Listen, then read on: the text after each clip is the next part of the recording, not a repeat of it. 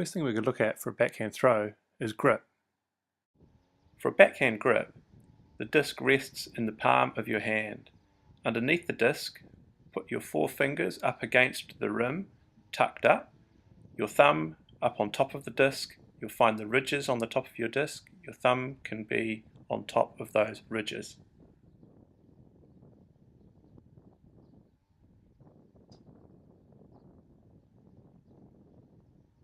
Something we often see with people beginning to throw is resting their index finger on the outside of the disc. This is not the strongest move, as of course when you release the disc it will inhibit the amount of spin you're getting on the disc. Therefore really tuck those fingers up underneath the disc, thumb on top.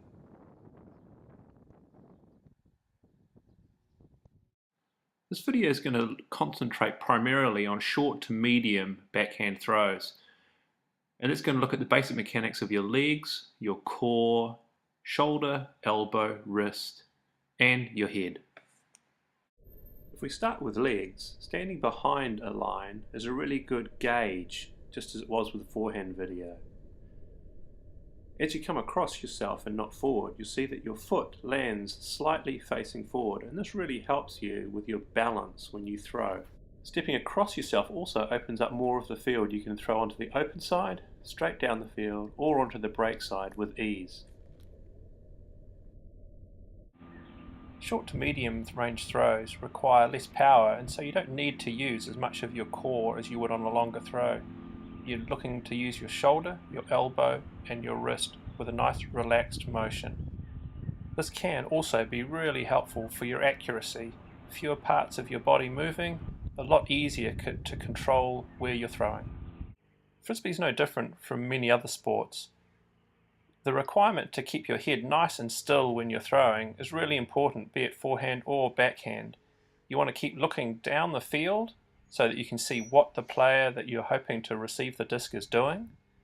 And it also really helps you to stay nice and relaxed and balanced when you throw.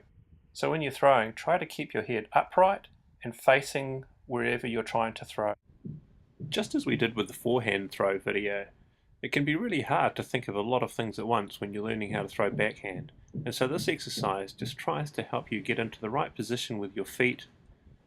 And then what you can do from here is just make throw after throw with at least your feet in the right position and one less thing to think about.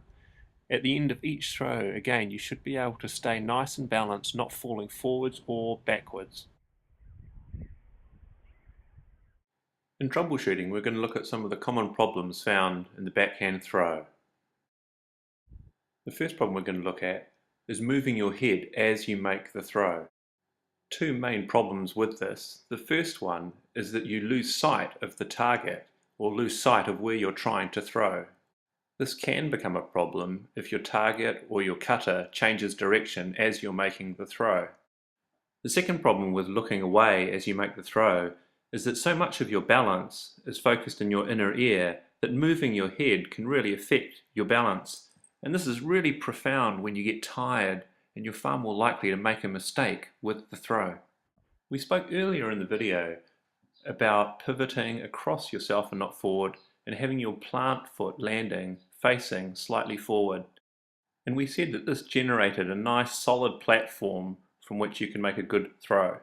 The problem that we sometimes see is people making a nice strong pivot across themselves but having their plant foot land facing directly away from them across the field. Now this is a problem because it provides a very narrow balance platform for you to try to make your backhand throw. And we find here that Palmer really struggles at the end of his throw to stand still. He's either falling forwards or backwards. And again, as you get more tired playing through a long tournament, you'll find that your throws start to become more wayward if you're not solid when you throw. The next problem, in fact, also deals with your plant foot.